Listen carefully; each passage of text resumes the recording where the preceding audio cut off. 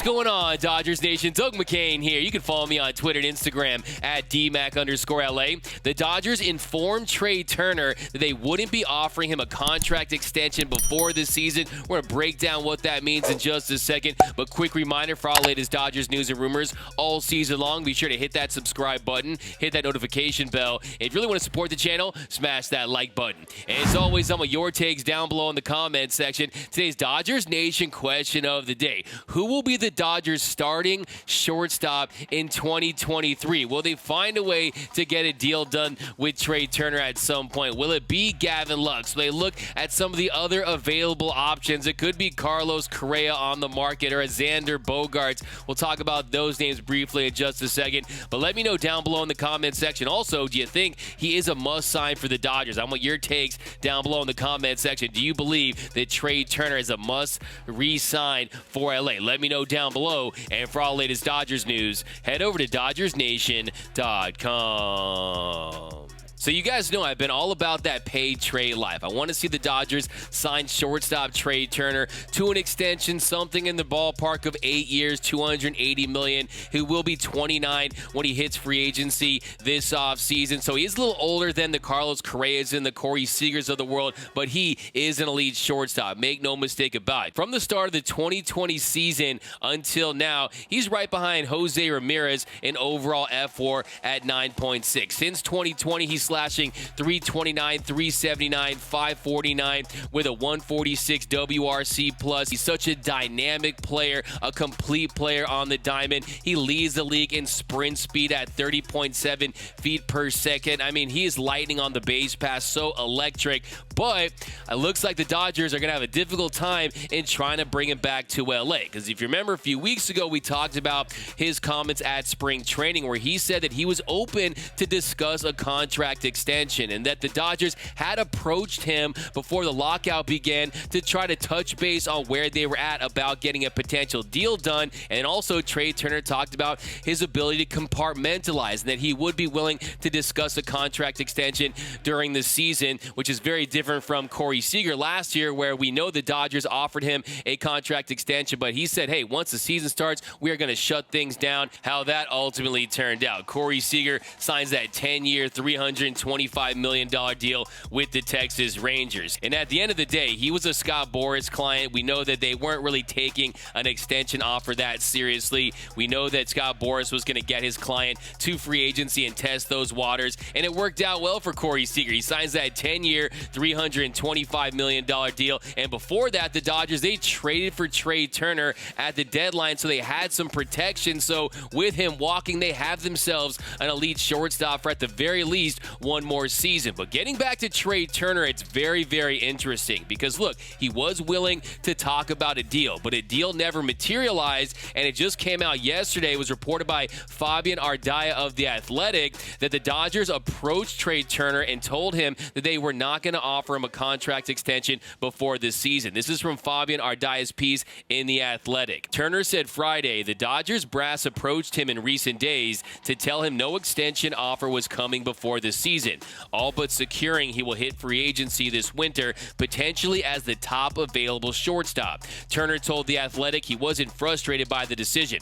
Turner said, I told them from the second I got traded over. Me and Andrew Friedman had a phone call, and I said, just be honest with me. I'm here to play baseball. It's what I focus on. It's what I'm worried about. He would go on to say, the money will take care of itself. It's why you have agents and whatnot. So I'm not worried about it. I just asked them to be honest with me. They were honest with me a few days ago, a week ago, whatever it was. It's time to play and time to try to win a World Series. So my takeaways from Trea Turner's comments there are, one, this Dodgers organization, they're being transparent. They're being forthright and upfront with their intentions when it comes to Trea Turner. We saw what happened with the Atlanta Braves and Freddie Freeman, where he was completely shocked when they made the move for Matt Olson. It didn't seem like there was much communication there. But this Dodgers organization, they're first class from top to bottom, and It starts with that front office and how they deal with their free agents. We've even seen the Dodgers support their free agents when they have talks with other teams like Justin Turner and the Brewers and Kenley Jansen. You know,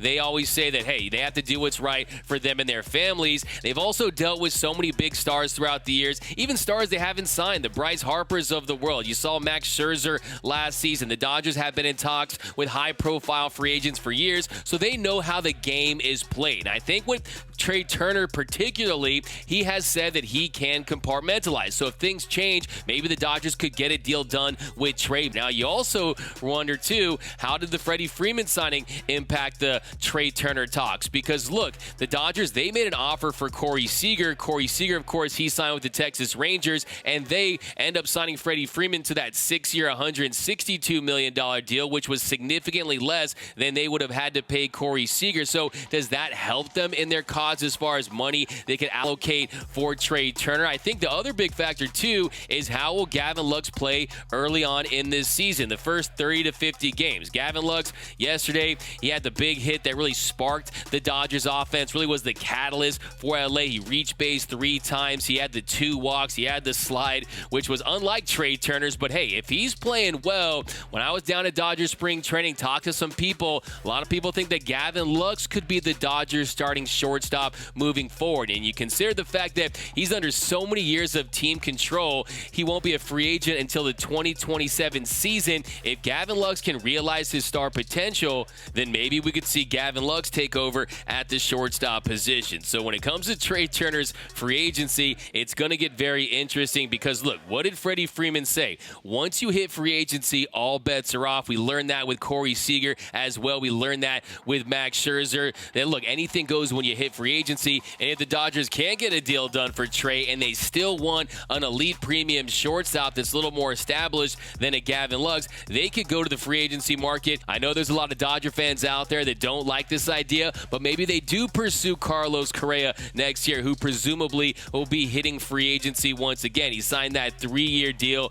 where he has the opt-outs after each season. Hey, maybe if they just think of him in a Twins uniform and not a Astros uniform, maybe Dodger fans will be more open to the idea. I have no idea, but if the Dodgers want a premium shortstop, there will be some names available. We talked about Correa. Also, Xander Bogaerts will be hitting the market. Tim Anderson, I've heard people talk about, but look, Tim Anderson is on a very team-friendly deal with the White Sox, and the White Sox will be picking up that deal. Dansby Swanson hasn't lived up to the hype as far as him being a #1 pick on the offensive end in the batter's box, but hey, if they want to take a tier below, maybe they look at a Dansby Swanson. I don't think they would. I wouldn't go for that deal. I would rather just keep going with Gavin Lux and see what he can become. But hey, there are going to be some options out there, but I'm telling you the best option would be Trea Turner at age 29 at that point. I've heard some people say, oh, look, do you really want to give Trea Turner the bag when you consider how much of his game is predicated on his elite speed and that he's going to have a decline, he's going to lose a step at some point? To that I say, look, you signed Trea Turner because of what he can do in the batter's box. And yes, he might lose a step throughout the years, but look at Ricky Henderson. He was still